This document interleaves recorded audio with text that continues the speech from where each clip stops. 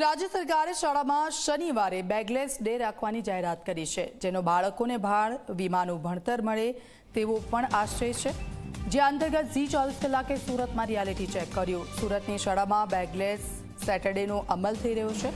રાજ્ય સરકારના પરિપત્રનું પાલન થઈ રહ્યું છે। પ્રેસિડેન્સી સ્કૂલમાં પરિપત્રનો અમલ કરાયો। વિદ્યાર્થીઓ બેગ વિના શાળાએ આવ્યા। બાળકોને વ્યાયામ કરાવવામાં પણ આવ્યો।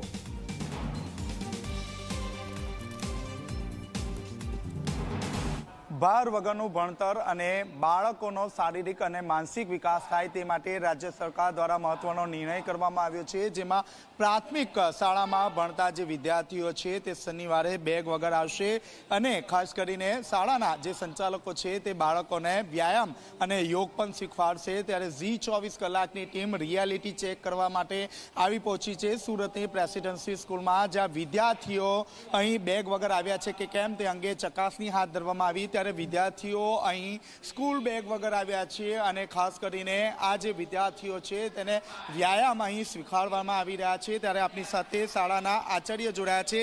જીબેન, ભાર વગરનું ભણતર શું કહેશો? નમસ્કાર, હું કુમારી Deepika Shukla, Acharya presidency school. Actually આ કોન્સેપ્ટ અમારા માટે નવો નથી। વીકેન્ડમાં વિદ્યાર્થીઓ થોડા રિલેક્સ થાય એવો એક પર્પઝ આની પાછળ સરકારનો છે અને જે બહુ જ પ્રશંસનીય છે।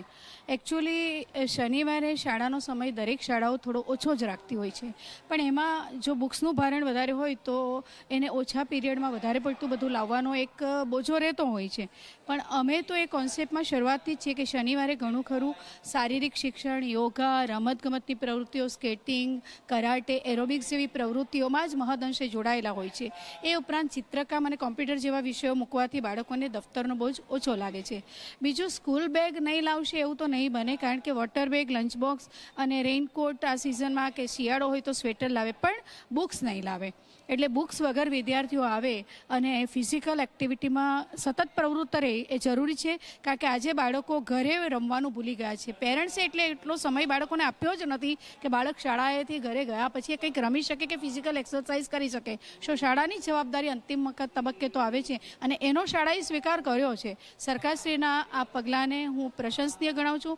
જ્યારે અમલ નહીં થયો હશે અને જરૂર લાગ્યું હશે કે સમાજને કહેવા કરતાં સમાજનું ઉત્તમ પરિબળ છે શાળા, એને કહીશું તો બાળકો આ રીતે તો એક્ટિવિટીમાં જોડાશે। સરસ, ખૂબ સરસ, આવકારું છું।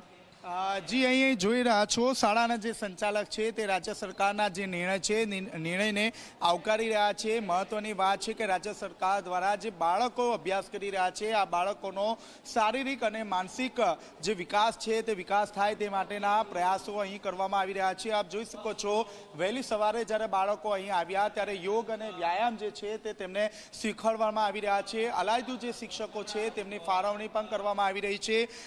જે રાજ્ય સરકારનો જે નિર્ણય છે તે નિર્ણયને અહીં ક્યાંક ને ક્યાંક વધાવી લેવામાં આવ્યો છે અને તમામ જે વિદ્યાર્થીઓ છે તે આજે શનિવારના દિવસે સ્કૂલ બેગ વગર અહીં આવ્યા છે અને વ્યાયામમાં જોડાયા છે। કેમેરામેન પ્રશાંત દિવરે સાથે ચેતન પટેલ, ઝી મીડિયા, સુરત।